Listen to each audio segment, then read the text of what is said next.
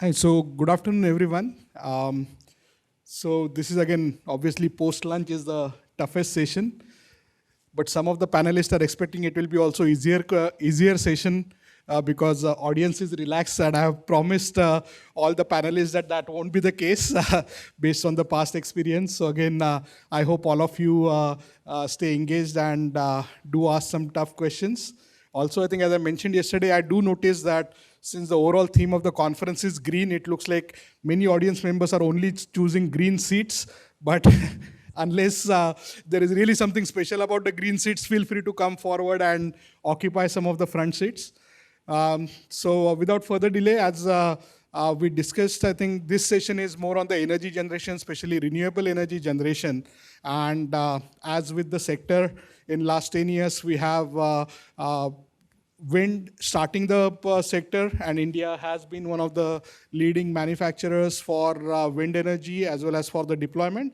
But in last 5-6 years, solar has significantly overtaken as the largest form of renewable generation. So we have 1:2 ratio of two manufacturers on the solar side and one on the wind. And to balance all, we also have Professor Soumya to cover the academic side of it. The format is going to be simple. I'll provide each of the panelists 7 to 8 minutes for their opening remarks, where I'll request each of them to start about little bit about themselves, their journey into the sector, and what is their outlook, especially looking at the manufacturing and the industry academic collaborations which are required for India to go to the next level. So that's a general theme, because I think there is no one in the audience who doubts about the growth for either wind or solar. I think that is something which is given. So we don't want to spend time about talking about the general aspects, but let's try to get to what each of you are doing in this sector, and what we need to do to achieve some of the 2030 specifically targets, or even beyond 2030, as we are looking at net zero transition, other thing. Do we see any changes in terms of the technology, in terms of the manufacturing, skill development, supply chain? So these will be the issues we will try to cover during the session. So without further ado, maybe we can start with Milind. So Milind, handing it to you. Hello, can you hear me? Yes. Thank you, Rahul. I'm Milind Kulkarni, founder and CEO of Renaissance Solar and Electronic Materials Company.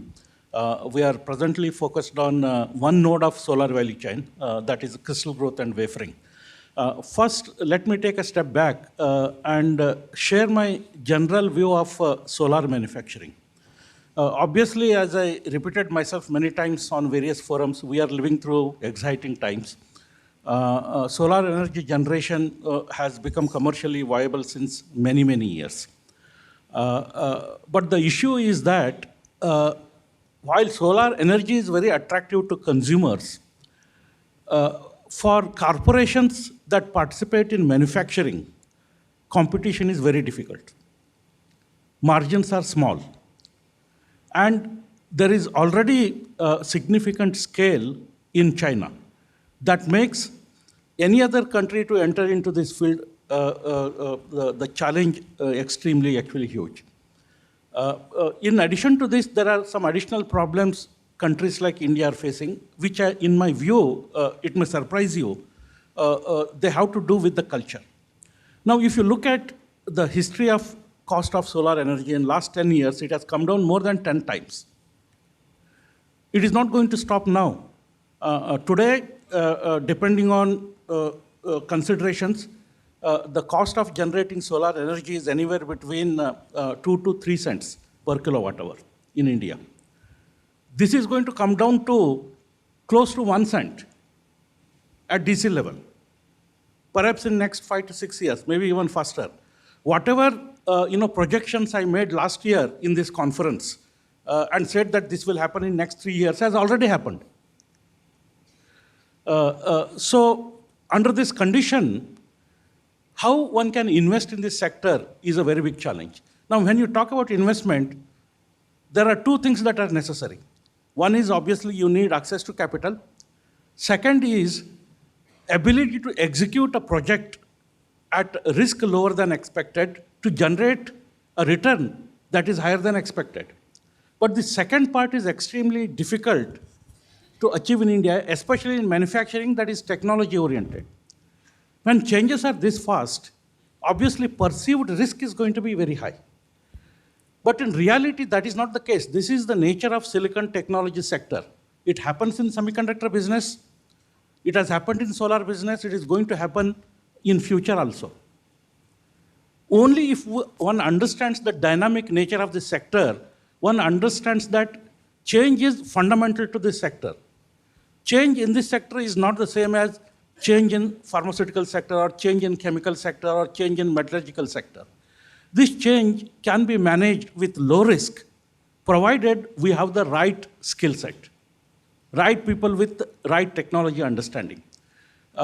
In fact, if you look at what happened in China and USA, most of the companies that are successful today, like Longi, Jingsheng, they were founded by university professors, technocrats, people who understand this technology. So it is not actually possible for somebody who doesn't understand this technology to invest heavily in manufacturing. And I also want to make one prediction. While future of India is great, India is really going to become a manufacturing hub, there is going to be significant delay. Most of the announcements that have happened are not going to be realized in the time frame that was promised. Either there will be delay or there are going to be many cancellations because of the reason I mentioned. Now, I want to address various other factors also later on in question and answer session. But right now, this is the issue we are facing. We have to deal with a dynamic nature of this manufacturing sector, which truly is not of high risk as perceived by people who don't understand. You know, investment in manufacturing doesn't happen on the basis of Excel calculations. It happens on the basis of your understanding of the sector, the comfort level. That is when one knows what the risk is. And I don't think culturally we are still there yet, because there aren't actually too many people with the proper background in this sector who are actually moving into technology sector. I'm not talking about module assembly. When you talk about polysilicon production, crystal growth, and cell manufacturing, these are heavily technology-oriented dynamic nodes. For scale to develop in these sectors, a proper understanding of this sector is important. And also we have to understand that technology and manufacturing are part of the same continuum. Technology is not actually some esoteric activity actually that one does for a result that will come 5 or 10 years later. Technology in this sector is required for survival. So that cultural shift is required for success, and that shift is also required for investors to understand that this is not a high-risk business as they perceive it to be. Thank you. You want to just take maybe a minute or two to just explain about Renaissance Solar and what you are trying to do? Okay. Well, Renaissance Solar and Electronic Materials is a new company. We just launched it 3 months ago to focus on crystal growth and wafering. This is one of the 3 nodes in silicon value chain. These wafers form substrates, as you very well know, to make cells. The reason we picked this sector is because there is still an opportunity to differentiate on technology platform here. The roadmap execution becomes extremely important. Without investing significant incremental capex, it is possible to double the capacity and reduce the cost by 30 to 40%. It is not based on supply chain optimization alone. It is primarily driven by technology-based roadmap execution. So this is one of the new ventures in India, not so new in China and USA. We are not professional businessmen. We are all technocrats. People from 5 different countries on 3 different continents have come together to realize this goal in India. Simply because our bottoms-up analysis tells us that we can not just be competitive in India, we can meet and beat Chinese price and Chinese cost. And all of us have many decades of experience in crystal growth. That is where our confidence is coming. And this model has been successfully implemented in China as well as USA. And we operate from IIT Madras Research Park, but we have people working actually with the company from all over the world. Thank you. Thank you, Milind. So next we'll go to Sujay.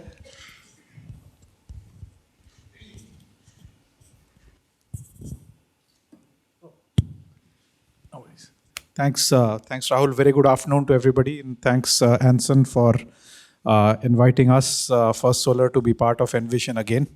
The last Envision still has some memories, while we've all grown older by a year and survived a cyclone, but I think it's great to see that we could still do Envision 2023 Envision, in the first week of the new year. So hopefully, looking forward to many more to come. I represent First Solar. We are one of the world's largest manufacturer of solar photovoltaics, and the only company in the Western Hemisphere of any scale. Taking a cue from what Milind said, if you look at solar energy today, it's a mainstream energy resource in India. And unfortunately, solar is one industry which is being commoditized and monopolized by China, right? And as the world transitions from oil to renewables, for any country which is going to depend on solar as the mainstream source of energy, it's not possible to base that ambition on a supply chain which is monopolized in one country, right? And as India is we are the fourth largest global solar market now. Hopefully, we'll be third largest by next year, right?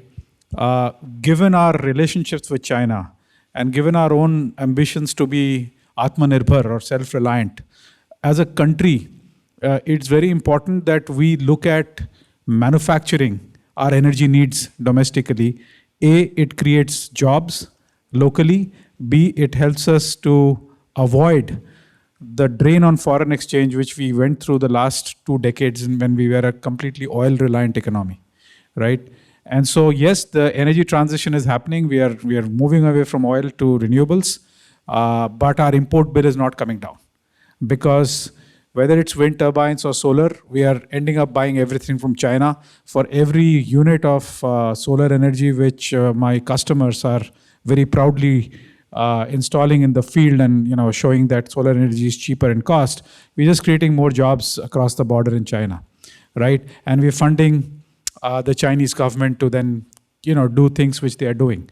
A lot has been said about China costs.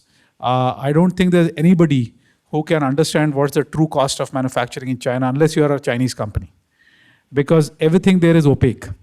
And there's so much of subsidization which happens in the value chain. So while we keep talking about China's dominance, that dominance has been created by covert and overt subsidies, which have been given only to Chinese companies. And post-COVID, the world's realized that unless you have sustainable and resilient supply chains in industries like solar or even semiconductors broadly, the economic activity will get impeded, as we discovered during COVID. In that backdrop, we are the only company in solar photovoltaics which commercialized technology and provides it on a global scale, which can compete with the China value chain without any dependencies on the China value chain. And the reason is that we are very differentiated. We use a different semiconductor material. We use cadmium telluride to make our solar panels. We are also differentiated in the way we manufacture panels. We do everything from semiconductor deposition all the way to producing the modules under one roof. That was the founding vision of First Solar's original investors way back in the late 90s. When solar manufacturing, if you look at the silicon value chain, it's a discrete batch process. You refine silicon, you create ingots, then you make wafers out of ingots in a separate facility, you create cells, and then you go on to eventually module assembly. So it's 4 different distinct processes, extremely challenging to maintain integrity of one process, supply chain traceability. And obviously then, as you look at the upstream silicon refining, which is concentrated in China, there has been clear evidence of using forced labor in that side of the process, which is extremely labor intensive. So against all of that, we differentiate by having one simple process under one roof, and making a product which can compete on a lifetime cost of energy against any silicon module which is available in the world today.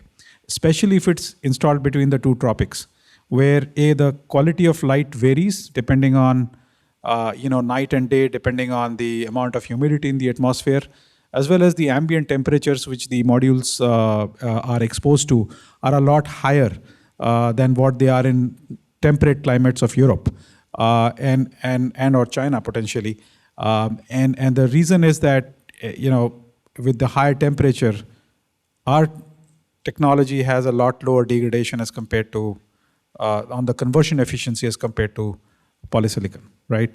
And so given all of this, we have very recently commissioned a factory in Sri Perumbudur, which is India's first vertically integrated semiconductor to module manufacturing facility with a nameplate capacity of 3.3 gigawatts per annum, investment of about 6,000 crores to demonstrate that India can manufacture globally competitive products. Our India investment and our cost of manufacturing in India is at par with the cost of production in other markets where First Solar manufactures modules, right? Be it Vietnam, be it Malaysia. Obviously, we don't manufacture anything in China. And this factory came up in a span of 19 months from the time we broke ground to the time we produced the first module. So testimony to the ingenuity and skill of Indian engineers. And by the way, we have 1,000 people. All of them are Indians. We didn't have any expats coming in except for a brief period when the commissioning was going on. The factory is run fully by Indians. Mostly our population and average age of the factory is actually about 21 years. So 80% of our workforce is actually Gen Z. And we're very proud of that fact. We're also very proud that about 40% of our workforce is women. But I don't think we've had any issues around culture and the productivity of the labor. And by the way, high volume manufacturing has now become automated, right? And so, the classic labor is no longer being used in high volume production of the kind which we have in our industry. The workforce which we have, which runs our factories, are all people who are managing the automation systems, doing troubleshooting on robotics and that kind of equipment. But the broader point is, I think most large global economies which are looking at energy transition are now recognizing the fact that they have to manufacture the product locally. And so manufacturing becomes very important. Resilient supply chains become very important.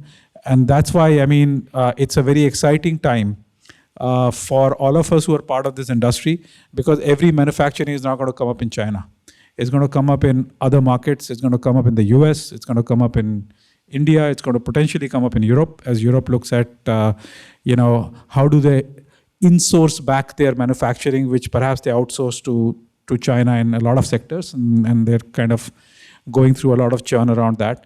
But it's a good time to be in manufacturing and in renewables, and where that intersects, I think that's where the opportunity lies, both for investors and engineers and technology companies alike. With that said, back to you. Thank you very much, Sujay. I've been following First Solar since almost 2008. So it has been great to see the continuous progress which have been done, the number of valleys of death and naysayers which have been beat by the company. And it's now great to see the manufacturing coming to India. I hope to visit the factory sometime soon. So thank you very much for this. So now switching gears to the wind. Senthil, handing it over to you. Hello. Thanks. Hello. I am Mani Senthil. I'm taking care of service technology function Siemens Gamesa last 11 years. In Siemens Gamesa, last 30 years and globally around 130 gigawatt we are installed in around 90 countries. In that around 29,000 wind turbines. So now we are operating. So one of the interesting news that these 29 wind turbine globally in 90 country, we are operating from Chennai remotely. So in that, with for the shift to only 4 operators. So if there is wind turbine is getting stopped, they are restarting from here. Around 70% of restart for the wind turbine restart done by AI algorithm. So India is now becoming a data and AI hub is already happening. So in India, so far we are installed around 9 gigawatt. So including offshore 20 gigawatt wind turbine is operating by India from here. Even we don't have the just offshore turbine here. So we are operating from here remotely. This is one of the important stage. And Siemens Gamesa is not only focusing on wind, as you know that we are also supplying solar inverters. Here, our focus. So hybrid for net zero concept, that renewable energy 100%, that is the second level objective. So in that, by hybrid and as well as energy storage, so it's possible. When we are making business case few years before, the wind capacity utilization factor around 30 to 35%. Solar is around 22 to 25%, depends on the locations. So if you are making wind park level hybrid, we can achieve more than 40% PLF. So earlier when we are making it, the solar unit price was 7.5 rupees, and so wind was around 3.5. So that was the very beginning when we are making the. Now so much policy change and as well as innovation happening in all the sectors now. So wind and solar is par with the tariff, and it's possible. And also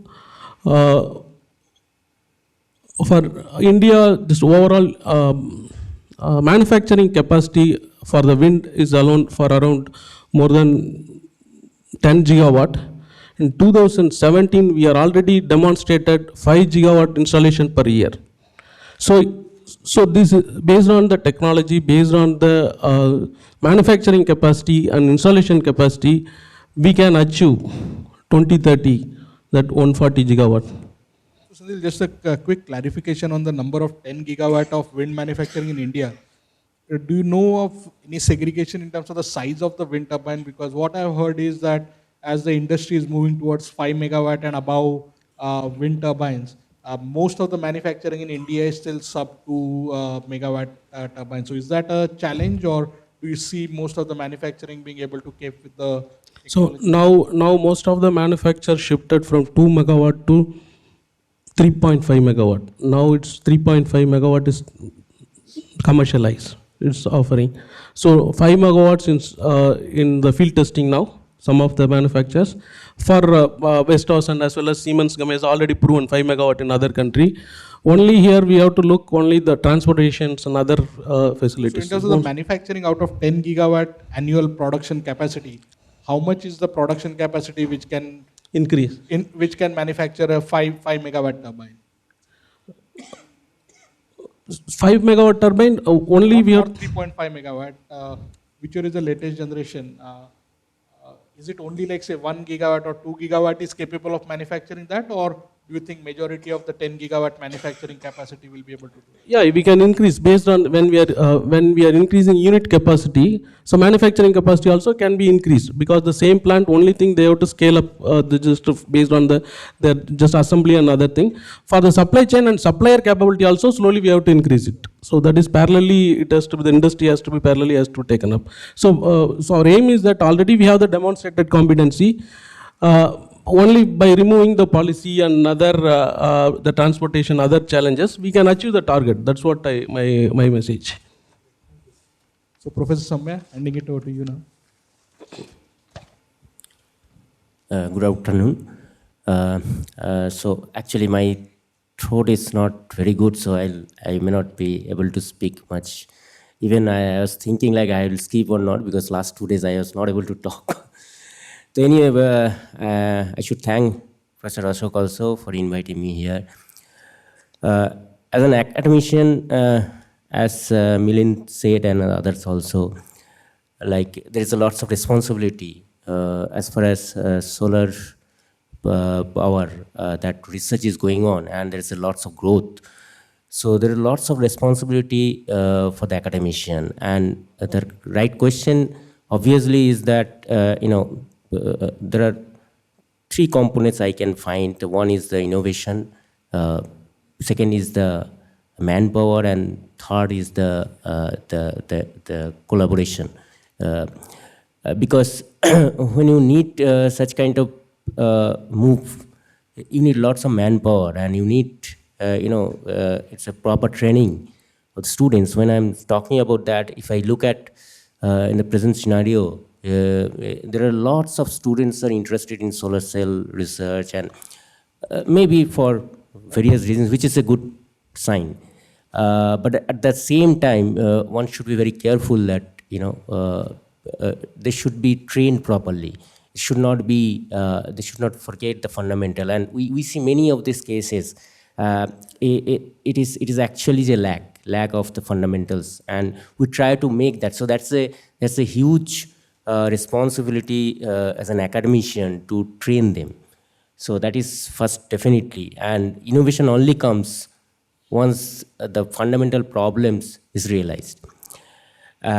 Second point I would like to stress also, like the kind of challenges we face, or the kind of research we do. Even that's the same thing. Like in India, if you look at the research in solar, lots of papers, lots of publications, and I think it's quite good number, which is again good sign. But at the same side, we have to be a little careful of whether we are doing the right problem. So that is very important question, and I think at that point, the industry academia collaboration is very, very highly required, because in that case you can fine tune the problem. I'm not saying that problem should be very restricted. It should be, because research is always a free bird, so it should grow. It's its own. It should be spontaneous. But at some point we should also have the control to have the right problem and to choose the right problem so that it can go in the right direction. So these are the things I can still notice. And many times, what I see, from the academic side, if I go or talk to somebody. By the way, I'm in electrical engineering, and my main research is on photovoltaic, emerging photovoltaic devices. So when I go give talk or something, I always see there's a kind of in the academic world, there's always kind of a barrier. Okay, whether you're working on silicon, whether you're working on perovskite, whether you're working on other materials. So I think that barrier somehow we need to cross this barrier. I think the problem, maybe same problem is there in every field. Okay, but we should learn from each other and each technology. I think that is also kind of missing, which is, So I think these are the things I so far I can think about.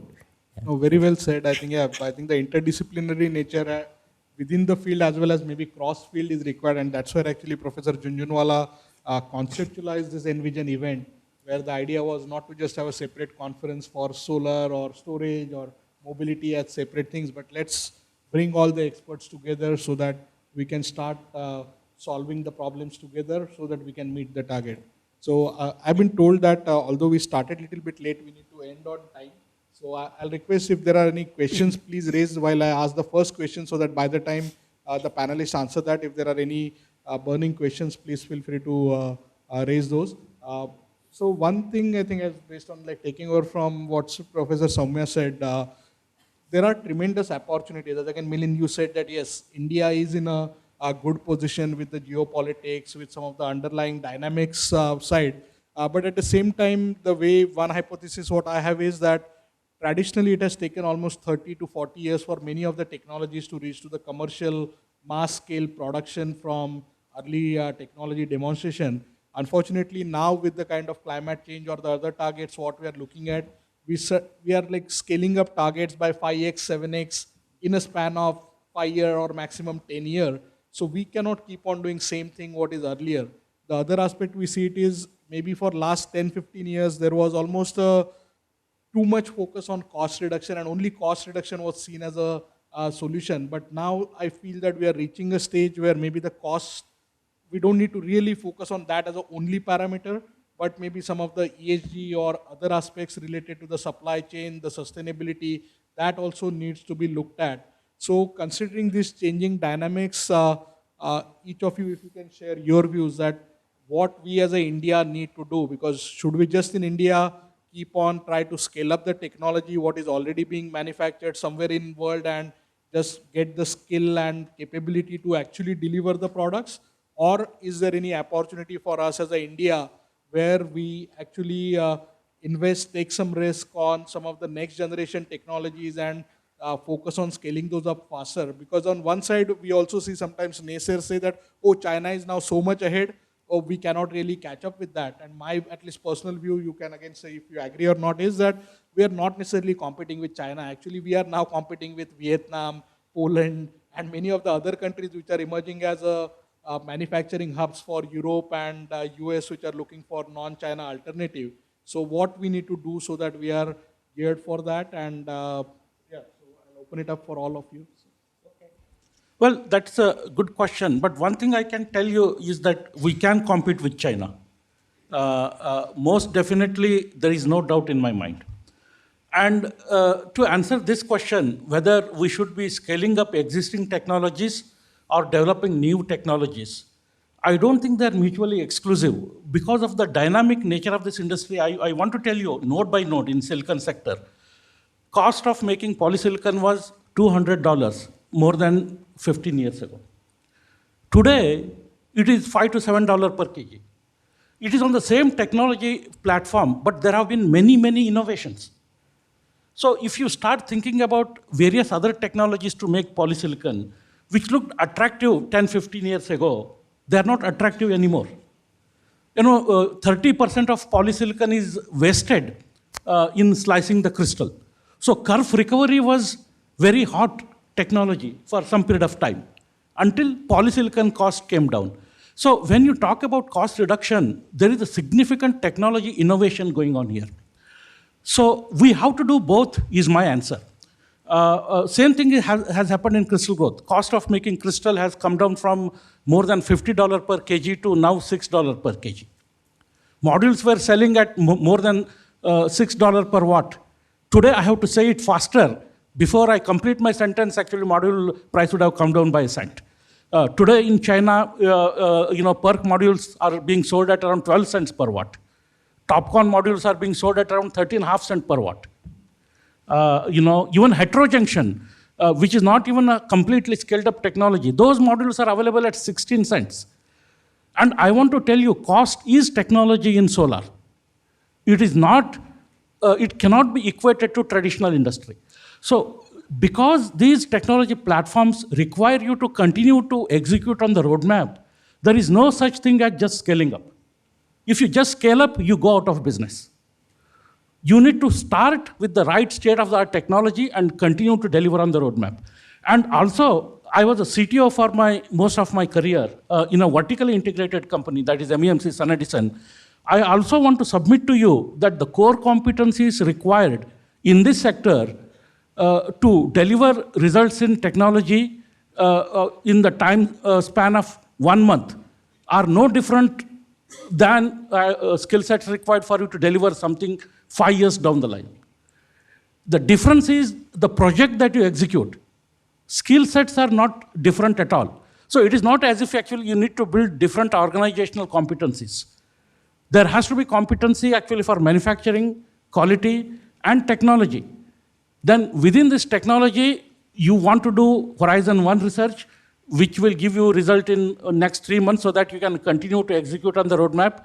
Horizon 2 projects, which has a time actually line of around 1 to 2 years. Then Horizon 3 to 5 years. Beyond 5 years, actually, it is just too long in this industry. So these are complementary. When you talk about new technologies, I can tell you the technologies on the horizon. In polysilicon, fluidized bed reactor is already in high volume manufacturing. The new technologies such as direct wafer technologies are finding it very difficult to compete with the reducing cost. So unless you can develop a new technology in the span of 1 year, most of the times it is not relevant anymore. It is not a technical challenge, it is a commercial challenge. So quite frankly, I say it is a techno-commercial challenge. This is why most of the new technologies, at least in the manufacturing sector, are not seeing the light at the end of the tunnel, not because of technical complexity. It is because what the present technology platform can deliver. And you also talk about, it took 30 years for us to get to this volume. I just want to tell you, in 2023, solar capacity more than doubled. Capacity went from 300 gigawatts on average basis in the entire value chain to more than 800. In some cases, it has reached 1 terawatt. And capacity utilization is very low in China. Right now, prices are depressed. Why this has happened? This is because solar technology and manufacturing is built on the foundation of semiconductor technology, which is very mature. Now we are talking about, going to M10, M12, size formats. All these actually things are completely new. I mean, those are not new. Even some of the upcoming technologies like continuous Zakrzewski, magnetic Zakrzewski are standards in the semiconductor industry. So solar industry has realized that there is no reason to reinvent the wheel. It is acting as a catalyst. It is accelerating actually this growth. So sorry, this is a long answer, but I see, just pure scaling up is going out of business model.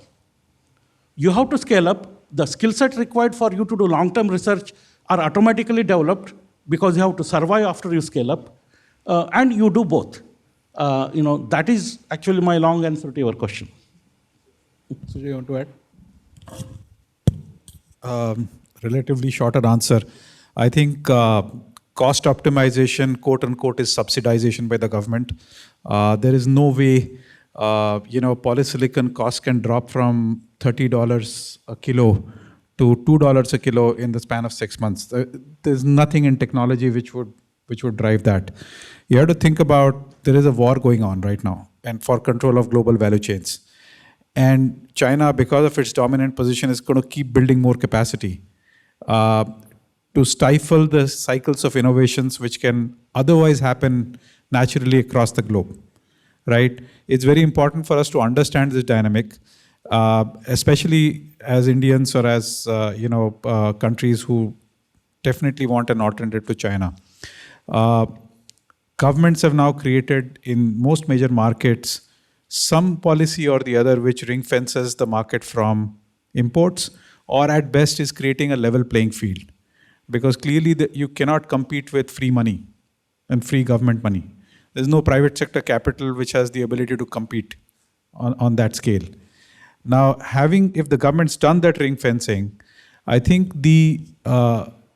as you look at the journey from lab to fab, right, there is research going on in a lot of academia, right? Even in India, I mean, we've got people sitting here in this room who are working on, and on the stage also, who are working on this. What we realized as we looked at the cycles of innovation on our technology is that there is one missing piece, which is from the lab to the fab. You also need a fully facilitized testing line, right? Where you conduct your design of experiments as you take that small 1 centimeter by 1 centimeter cell and try to expand it into a 2 meter by 1 meter module, right? That requires money. A lot of companies try to do that on ongoing production line, and that's a very long time consuming exercise.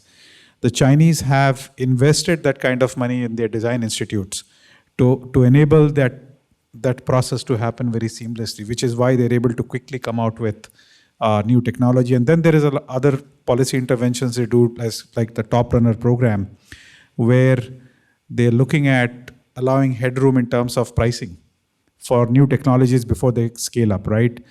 I think as we look at now manufacturing coming into the country of a certain scale, there is an opportunity for academia, industry, and the government to kind of sit together and discuss around how to facilitize the journey from the, the lab scale to the pre-high volume production scale. That piece is where things are missing right now.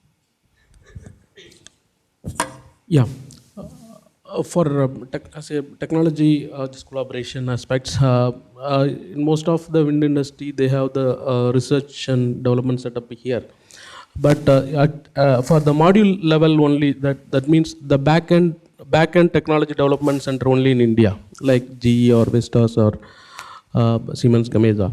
So now, as an integrated technology expert, that end-to-end wind turbine technology support. Yes, really, the industry and the local institute should have this collaboration to come out on some end-to-end manufacturing and also development skill aspects. Another thing related for the now this. Always when we are speaking solar, that Chinese and solar panel market and competition. For wind also there is going forward, yes, there is for the wind turbine, as you know now, wind turbine with gearbox, wind turbine with PMG, it's called permanent magnet generator. So now actually for the permanent magnet generator, wind turbine is 10 to 15% cost less than the geared wind turbine. So around globally, 85% of the raw material for the permanent magnet, it's available only in China.